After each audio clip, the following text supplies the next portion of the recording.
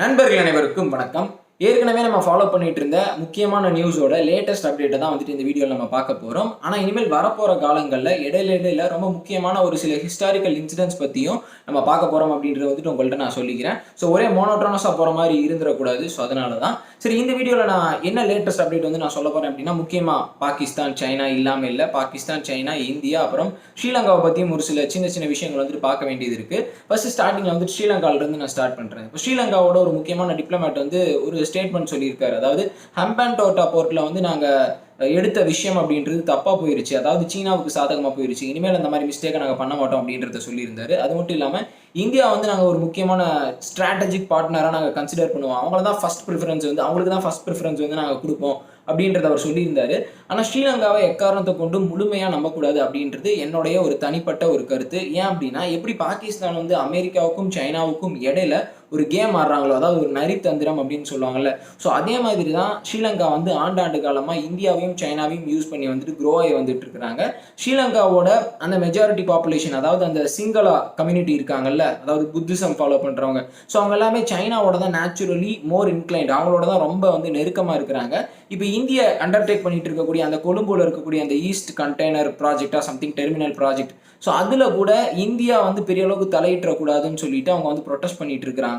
அதற்கு ஸ்ரீலங்கன் கவர்மெண்ட், அதாவது இப்போ இருக்கக்கூடிய ராஜபக்சே கவர்மெண்ட் கூட வந்துட்டு இந்தியாவுக்கு ஒரு பெரிய பார்ட்னர்ஷிப்பை கொடுக்கணும்னு நினைக்கிறாங்க. ஆனால் அங்கே இருக்கக்கூடிய அந்த மேஜர் கம்யூனிட்டி இருக்காங்கல்ல, ஸோ அவங்க எல்லாருமே வந்து இந்தியா வந்து தமிழ் கம்யூனிட்டிக்கு சப்போர்ட் பண்ணுவாங்க. இந்தியா வந்து இந்த ஸ்பெக்ட்லேயே அவங்க ஹேட் பண்ணுறாங்க. வரலாற்று ரீதியாகவும் பார்க்குறப்போ இந்தியாவுக்கும் ஸ்ரீலங்காவுக்கும் இருக்கக்கூடிய அந்த பாஸ்ட் ரிலேஷன்ஷிப் அப்படின்றது நிறைய கசப்பான சம்பவங்கள் அப்படின்றது நிகழ்ந்திருக்கு. ஆனால் சைனாவுக்கு வந்துட்டு அந்த பிரச்சனை அப்படின்றது இல்லை. ஸோ சைனா என்னதான் வந்துட்டு அவங்களை இன்ஃப்ளூயன்ஸ் பண்ணாலும், அவங்கள வந்து கடனாளி ஆக்குனாலும், அங்கே இருக்கக்கூடிய அந்த மெஜாரிட்டி பாப்புலேஷன் வந்துட்டு சைனா டைரக்ஷனில் தான் போவாங்க. ஸோ அது வந்து நம்ம கையில் இல்லை அப்படின்றத வந்துட்டு உங்கள்ட்ட நான் சொல்லிக்கிறேன். இது வந்து என்னுடைய ஒரு தனிப்பட்ட ஒரு ஒப்பீனியன். அது மட்டும் இல்லாமல் ஸ்ரீலங்காவில் இருக்கக்கூடிய எந்த கவர்மெண்ட்டாக இருந்தாலும் சரி, தமிழ் கம்யூனிட்டிக்கு வந்துட்டு பெரிய அளவுக்கு நல்லது பண்ணணும்னு நினைக்க மாட்டாங்க. அவங்கள மைனாரிட்டியாகவே வச்சு அவங்கள வந்து ஒரு லெவல் கீழே தான் வச்சிருக்கணும்னு நினைப்பாங்க. ஸோ இந்தியா வந்து இன்டர்ஃபியர் ஆகிறப்போ கண்டிப்பாக தமிழ் இஷ்யூஸ் வந்துட்டு எடுப்பாங்க, இல்லை தமிழர்களுக்கு வந்து பெரிய அட்டானமி கேட்பாங்க அப்படின்னு சொல்லிட்டு இந்தியாவை ஒரு விதமாக வந்து டிஃப்ரெண்ட்டாக வந்துட்டு அவங்க பார்ப்பாங்க. அந்த தமிழ் இஷ்யூவில் இந்தியா என்ன பண்ணுறாங்க அப்படின்றத வந்துட்டு அனலைஸ் பண்ணிட்டு இருப்பாங்க. ஸோ ஸ்ரீலங்காவை பொறுத்த வரைக்கும் இந்த விஷயத்தை வந்து நம்ம கண்டிப்பாக தெரிஞ்சுக்கணும். ஸோ இப்போ சைனா சம்பந்தமான விஷயங்களுக்கு வந்துட்டு வரலாம். இப்போ இந்த பிரிக்ஸ் கூட்டமைப்பில், அதாவது Brazil, India, Russia, China, south Africa, so இந்த கூட்டமைப்பில் வந்து ஒரு புதுசாக ஒரு 5G நெட்வொர்க் பேஸ் கொண்டு வரணும், சைனாவை மையமாக வச்சு 5G நெட்வொர்க்கை வந்துட்டு இந்த கண்ட்ரிஸோட கனெக்ட் பண்ணணும் அப்படின்னு சொல்லிட்டு ஒரு விஷயத்தை வந்து சைனா அண்டர்டேக் பண்ணிட்டு இருக்காங்க.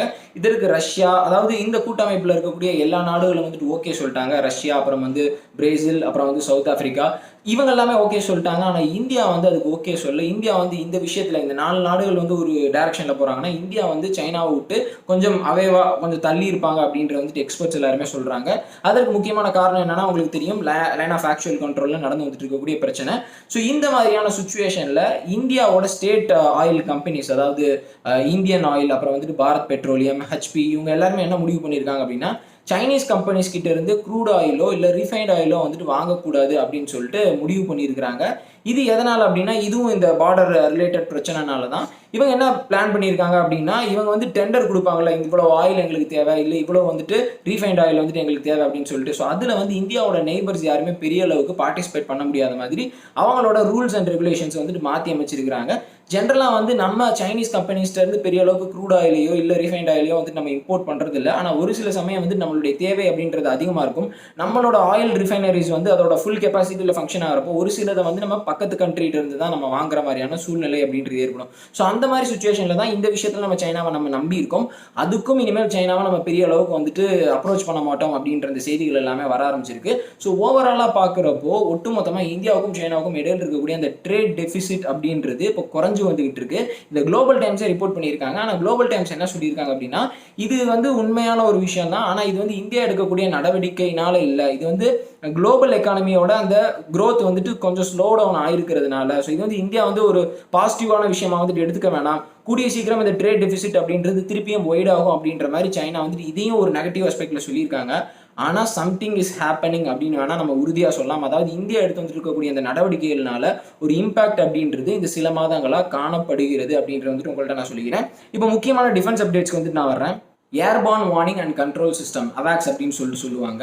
வானத்தில் இருக்கக்கூடிய பெரும்பாலான எதிரிகளினுடைய அந்த அச்சுறுத்தல்களை டிடெக்ட் பண்ணுறதுலேருந்து, நிலப்பரப்பில் எதிரிகளோட டார்கெட்ஸை டிடெக்ட் பண்ணுறது, அப்புறம் வந்து கடல் பரப்பில் எதிரிகளோட டார்கெட்ஸை டிடெக்ட் பண்ணுறதுலேருந்து இதோட ஃபங்க்ஷன்ஸ் அப்படின்றது ரொம்ப பெரிய லெவலில் இருக்குது. இந்த அவாக்ஸ் வந்து ஐ இன் தி ஸ்கை அப்படின்னு சொல்லுவாங்க. இதை வந்து ஐ இன் தி ஸ்கை அப்படின்னு சொல்லுவாங்க. ஏன்னா இதோட மல்டி பர்பஸ் ரோல், அதாவது பெரிய அளவுக்கு வந்து நம்ம யூஸ் பண்ணலாம் ஒரு சர்வேலன்ஸ் ஆப்ரேஷனுக்கு அப்படின்றதுனால இப்போ இந்தியாவுக்கு வந்து இதனுடைய தேவை அப்படின்றது ரொம்ப அதிகமாயிட்டே போயிட்டு இருக்கு. ஏற்கனவே நம்மள்ட்ட 3 அவாக் சிஸ்டம் வந்துட்டு இருக்கு. ஒரு ரஷ்யன் பிளேன்ல வந்து இந்த அவாக் சிஸ்டம் வந்து நம்ம மவுண்ட் பண்ணி வச்சிருக்கிறோம்.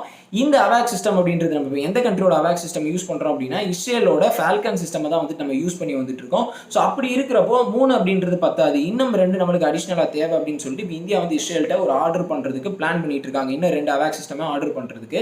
இந்த அவாக் சிஸ்டம் பார்த்துக்கிட்டீங்கன்னா நம்ம இப்போ வச்சிருக்கக்கூடிய இந்த அவாக் சிஸ்டத்தோட அந்த ரேஞ்ச் வந்து கிட்டத்தட்ட 400 கிலோமீட்டர் தூரம் வரைக்கும் எதிரிகளோட அந்த அச்சுறுத்தல்களை டிடெக்ட் பண்ணக்கூடியது.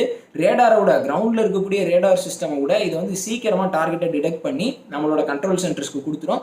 அது மட்டும் இல்லாமல் ஒரு ஃபைட்டர் ஜெட்ஸ் வந்து ஒரு காம்பேட் ஆப்ரேஷனுக்கு போது இல்லை ஒரு எனிமி ஃபைட்டர் ஜெட்டோட சண்டை போட போகுதுன்னா நம்மளோட ஃபைட்டர் ஜெட்ஸ்க்கு வந்து பெரிய அளவுக்கு அசிஸ்டன்ஸை இந்த அவாக் சிஸ்டம் வந்து கொடுக்கும். அது மட்டும் இல்லாமல் பாலகோட் ஸ்ட்ரைக்ல இருந்து எல்லா முக்கியமான ஆப்ரேஷன்ஸ்லையும் இந்தியா இந்த அவாக் சிஸ்டம் வந்து யூஸ் பண்ணியிருக்கிறாங்க. இப்போ லைன் ஆஃப் ஆக்சுவல் கண்ட்ரோலில் சைனாவோட பெரிய பிரச்சனை அப்படின்றது ஏற்பட்டு வந்துட்டு இருக்கு. ஸோ இந்த சூழ்நிலையில கண்டிப்பாக நம்மளுக்கு இன்னும் அதிக நம்பர்ஸ் தேவை அப்படின்றத முடிவு வந்துட்டு இந்தியா எடுத்திருக்கிறாங்க. அதனால இன்னும் எக்ஸ்ட்ரா நம்பர்ஸ் வந்துட்டு ஆர்டர் பண்ணியிருக்காங்க. பாகிஸ்தானை பொறுத்த வரைக்கும், சைனாவை பொறுத்த வரைக்கும் பார்த்துக்கிட்டிங்கன்னா இந்த அவாக் சிஸ்டம் வந்து ரொம்ப அதிக அளவில் வந்து வச்சிருக்கிறாங்க. இந்தியாவுக்கு தான் இந்த எண்ணிக்கை அப்படின்றது ரொம்ப கம்மியாக இருக்குது. பாகிஸ்தான் கிட்டத்தட்ட 8லேருந்து 10 அவாக் சிஸ்டம் வரைக்கும் இருக்குது.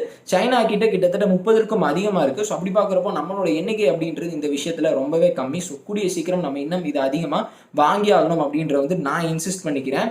ஸோ இதை பற்றி நான் முக்கியமாக சொல்லணும்னு நினச்சேன். இன்னொரு பக்கம் பார்த்துக்கிட்டிங்கன்னா நம்மளோட ஃபாரின் மினிஸ்டர் ஜெய்சங்கர் என்ன சொல்லியிருக்காரு அப்படின்னா லைன் ஆஃப் ஆக்சுவல் கண்ட்ரோலில் சுச்சுவேஷன் அப்படின்றது ரொம்ப மோசமாக இருக்குது. அதாவது 1962 சுச்சுவேஷன் எப்படி இருந்ததோ அந்த மாதிரி இருக்குது. அப்போ கூட இந்த அளவுக்கு வந்துட்டு ட்ரூப்ஸை வந்துட்டு நம்ம டெப்ளாய் பண்ணல, சைனாவும் டெப்ளாய் பண்ணல. இந்த அளவுக்குலாம் ட்ரூப்ஸை கொண்டு போய் அங்கே நிறுத்த முடியுமா அப்படின்னு சொல்லிட்டு யாரும் இமேஜின் பண்ணி பார்க்கல. ஆனால் இப்போ அந்த அளவுக்கு சுச்சுவேஷன் அப்படின்றது மோசமாக இருக்குது அப்படின்னு சொல்லிட்டு அவர் ஹிண்ட் பண்ணியிருக்காரு. இப்போ இவர் சொல்கிறது என்னன்னா, அதாவது சுச்சுவேஷன் ரொம்ப பதட்டமாக இருக்குது, மோசமாக இருக்குது அப்படின்றது. இந்தியா வந்து நிலைமை அப்படின்றது சரியில்லை, என்ன வேணால் நடக்கலாம் அப்படின்னு ஒரு ஹிண்டை வந்துட்டு சைனா கிட்ட திருப்பி ரிப்பீட்டடா கொடுத்து வந்துட்டு இருக்காங்க. அதாவது எவ்ரிதிங் இஸ் நாட் நார்மல் அப்படின்றத சைனா கிட்ட சொல்றாங்க. ஸோ இந்த மாதிரியான ஒரு சூழ்நிலையில தான் சைனாவோட ஒரு பத்திரிகை வந்து என்ன மென்ஷன் பண்ணியிருக்காங்க அப்படின்னா, இந்தியா வந்து ஈஸ்டர்ன் லடாக்ல அவங்களோட பிரம்மோஸ் மிசைலை வந்து நிறுத்தி இருக்கிறாங்க. அது வந்து அந்த இடத்துல இருக்கக்கூடிய ஸ்டெபிலிட்டியை வந்து பெரிய அளவுக்கு பாதிப்படைய செய்யும். இந்தியா வந்து அவங்களுடைய தற்காப்புக்கு தேவையான விஷயங்களுக்கு அப்பாற்பட்டு இன்னும் ஏகப்பட்ட அசட்ஸை வந்து பார்டர்ல நிறுத்தி வந்துட்டு இருக்காங்க அப்படின்னு சொல்லிட்டு பயங்கரமா கிரிட்டிசைஸ் பண்ணியிருக்காங்க. ஆனா அவங்க என்ன சொல்லியிருக்காங்க அப்படின்னா, 1000 தான் இந்தியா பிரம்மோஸை நிறுத்தினாலும் சைனாவோட டீப் டெரிட்டரிஸ்குள்ள இருக்கக்கூடிய முக்கியமான இன்ஃப்ராஸ்ட்ரக்சரை வந்துட்டு பிரம்மோஸ்னால வீழ்த்த முடியாது அப்படின்ற வந்து சொல்லியிருக்காங்க. பிரம்மோஸோட ரேஞ்ச் வந்து 300 தான், 300 கிலோமீட்டர்ஸ் மேலே அதனால வர முடியாது. அது மட்டும் இல்லாமல் ஒரு சூகாய் போர் விமானத்தினால ஒரே ஒரு பிரம்மோஸ் மிசைலை தான் வந்துட்டு கேரி பண்ணிட்டு வர முடியும். ஏன்னா பிரம்மோஸ் மிசைலோட வெயிட் அப்படின்றது அதிகம். ஸோ இந்த ஃபேக்டர்னால பெருசாக ஒன்றும் பண்ண முடியாது அப்படின்னு சொல்லிட்டு சொல்றாங்க. ஆனால் பிரம்மோஸ் எந்தெந்த டார்கெட் எல்லாமே வந்துட்டு அட்டாக் பண்ணுதோ அது எதையுமே வந்துட்டு பெரிய அளவுக்கு டிஃபெண்ட் பண்ணவே முடியாது. அந்த டார்கெட்ஸ் எல்லாத்தையுமே பிரம்மோஸ் வந்து வைப் அவுட் பண்ணிடும், ஒட்டு மொத்தமாக தொடச்சு தூக்கி எரிஞ்சிடும். ஸோ அந்த பயம் அப்படின்றது சைனாட்ட பெரிய அளவுக்கு இருக்கு. இந்த பிரம்மோஸோட ரேஞ்சை மட்டும் இன்னும் நம்ம பெரிய அளவுக்கு எக்ஸ்டெண்ட் பண்ணிட்டோம் அப்படின்னா இதோட அந்த ஒரு லித்தாலிட்டி அப்படின்பாங்கல்ல, இதோட அந்த பயங்கரமான அந்த ஒரு அச்சுறுத்தும் தன்மை அது வந்து வேற லெவல்ல இருக்கும். அதற்கு இப்போ பிரம்மோஸ் ஏரோஸ்பேஸ் லிமிடெட் வந்துட்டு ஒர்க் பண்ணிட்டு இருக்காங்க. இந்த வருஷத்தோட இறுதியில பெரிய அளவுக்கு ரேஞ்ச், அதாவது எக்ஸ்டெண்டட் ரேஞ்ச் வெர்ஷனை வந்துட்டு இந்தியாவும் ரஷ்யாவும் வந்து ட்ரையல்ஸ்க்கு கொண்டு வருவாங்க அப்படின்ற வந்துட்டு எல்லாருமே பேசி வந்துட்டு இருக்காங்க. அது என்ன நடக்குது அப்படின்ற பத்தி நம்ம பார்க்கலாம். ஸோ இது 2 முக்கியமான டிஃபென்ஸ் அப்டேட்ஸ் வந்துட்டு உங்கள்கிட்ட நான் சொல்லணும்னு நினைச்சேன். இப்போ பாகிஸ்தான் சைனா பத்தி இன்னொரு முக்கியமான விஷயத்தை பத்தி நம்ம பார்க்கலாம். சைனீஸ் பேங்க்ஸ் வந்து சைனா பாகிஸ்தான் எக்கானமிக் காரிடாரில் பெரிய அளவுக்கு இன்வெஸ்ட் பண்ணுறதுக்கு லோன் கொடுக்கறதுக்கு இப்போ தயக்கம் காமிச்சு வந்துட்டு இருக்கிறாங்க. ஏன்னா ஏற்கனவே லோன் கொடுத்ததுலேயே பெரிய ப்ராஃபிட் எதுவுமே வரல. அதோட எந்த அளவுக்கு வந்து இது வந்து ஒர்க் அவுட் ஆகும் அப்படின்றது வந்து அவங்களுக்கே தோண ஆரம்பிச்சிருச்சு. ஸோ அப்படி இருக்கிறப்போ இதுக்கு வந்து கண்டினியூஸாக எவ்வளோ தான் ஃபண்ட் பண்ணிட்டு இருக்குது அப்படின்றத வந்துட்டு அவங்களே யோசிக்க ஆரம்பிச்சிட்டாங்க. அது மட்டும் இல்லாமல் இந்த பிரச்சனை அப்படின்றது ஏற்கனவே இது சம்மந்தமாக நிறைய பிரச்சனை ஏற்பட்டு வந்துட்டு இருக்கு. அதை பற்றிலாம் நம்ம பார்த்தோம். இதெல்லாமே பாகிஸ்தானோட ஃபாரின் மினிஸ்டர் குரேஷி அவர்கள் வந்து இப்போ ரீசெண்டாக சைனாவுக்கு அவர் விசிட் போயிருந்தாரு. ஸோ அப்போ இதெல்லாமே எடுத்து சொல்லியிருக்கிறாரு. இது மட்டும் இல்லாமல் பாகிஸ்தான் ட்ரூப்ஸை வந்துட்டு அந்த இடத்துல இருந்து வித்ட்ரா பண்ணணும். அதாவது பாகிஸ்தான் சிட்டிசன்ஸே கில்கித் பல்திஸ்தானில் இருக்கிறவங்க, பலுச்சிஸ்தானில் இருக்கவங்க எல்லாருமே எல்லாம் கேட்குறாங்கன்னா ட்ரூப்ஸ் எண்ணிக்கை வந்து ரொம்ப அதிகமாக இருக்கிறது. சைனாவுக்கு வந்து செக்யூரிட்டிக்கு தான் நீங்கள் ட்ரூப்ஸ் கொண்டு வந்திருக்கீங்க, ஆனால் அதெல்லாம் பார்க்குறப்ப வந்து ரொம்ப அசாதாரணமான ஒரு சூழ்நிலை மாதிரி தெரியுது அப்படின்ற அந்த ப்ரொட்டஸ்ட்டில் வந்துட்டு அவங்க ஈடுபட்டிருக்காங்க. இது சம்மந்தமாக நிறைய முக்கியமான இன்ஃபர்மேஷன்ஸை நாளைக்கோ இல்லை நாளானைக்கோ ஒரு வீடியோவில் வந்துட்டு நான் சொல்கிறேன். ஆனால் நிலைமை அப்படின்றது ரொம்ப மோசமாக போயிட்டு இருக்கு. சைனா பாகிஸ்தான் எக்கானமிக் காரிடாரை பொறுத்த வரைக்கும், அதாவது சைனாவுக்கும் பாகிஸ்தானுக்கும் ஒரு நிர்பந்தம் அப்படின்ற ஒன்று ஏற்பட்டிருக்கு. அதாவது உலக நாடுகள் எல்லாமே வந்து இது ஒரு பெரிய மல்டி பில்லியன் டாலர் ப்ராஜெக்ட் அப்படின்றதுனால ரொம்ப உற்று நோக்கிட்டு இருக்காங்க. ஸோ இது சப்போஸ் ஃபெயில் ஆகுது அப்படின்னா பாகிஸ்தானுக்கும் சைனாவுக்கும் வந்துட்டு ஒரு பெரிய இடியா வந்துட்டு இது அமையும். அதாவது கிட்டத்தட்ட $60 பில்லியன் மேல இருக்கக்கூடிய ஒரு ப்ராஜெக்ட். ஸோ அதனால இதுல எப்படியாவது வெற்றியை காமிச்சிடணும்னு சொல்லிட்டு பாகிஸ்தானும் சைனாவும் நிறைய நடவடிக்கைகள் எடுத்து செய்து வந்துட்டு இருக்காங்க.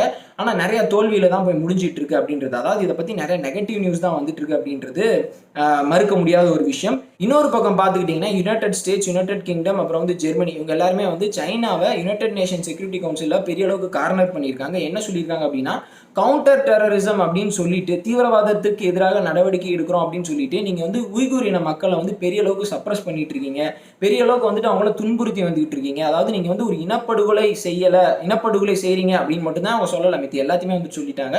ஸோ அந்த மாதிரி வந்து இவங்க பேசி சைனாட்ட ஏகப்பட்ட கொஸ்டின்ஸ் வந்து கேட்டிருக்காங்க.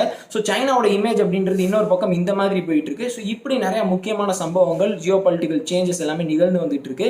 இனிமேல் வரப்போற வீடியோஸ்ல இது சம்பந்தமான லேட்டஸ்ட் அப்டேட்ஸ் வந்து நம்ம பார்க்கலாம். ஆனால் அது மட்டும் இல்லாம முக்கியமான ஹிஸ்டாரிக்கல் இன்சிடென்ட்ஸையும் நம்ம பார்க்க போறோம் அப்படின்றத இந்த வீடியோவில் அவங்கள்ட்ட நான் சொல்லிக்கிறேன். குறிப்பா நாளைக்கு என்ன டாபிக் நம்ம பேச போறோம் அப்படின்னா, காசி அட்டாக் பத்தி வந்து நான் சொல்லலாம் நான் நினைச்சிருக்கிறேன். ஸோ அதை பத்தி நான் கண்டிப்பா பேசுவேன். ஸோ சேனலோட இணைஞ்சிருக்க, இந்த மாதிரி இன்னும் நிறைய வீடியோஸ் வந்து பார்க்கலாம். வீடியோ பார்த்ததுக்கு ரொம்ப நன்றி. இந்த வீடியோ உங்க ஃப்ரெண்ட்ஸ்ட்ட ஷேர் பண்ணுங்க, அவங்களுக்கும் இந்த விஷயத்தை சொல்லுங்க. என்னோட சோஷியல் மீடியா லிங்க்ஸ் வந்து டிஸ்கிரிப்ஷன்லையும் கமெண்ட் செக்ஷன்லையும் கொடுத்துருக்கேன், ஃபாலோ பண்ணுங்க.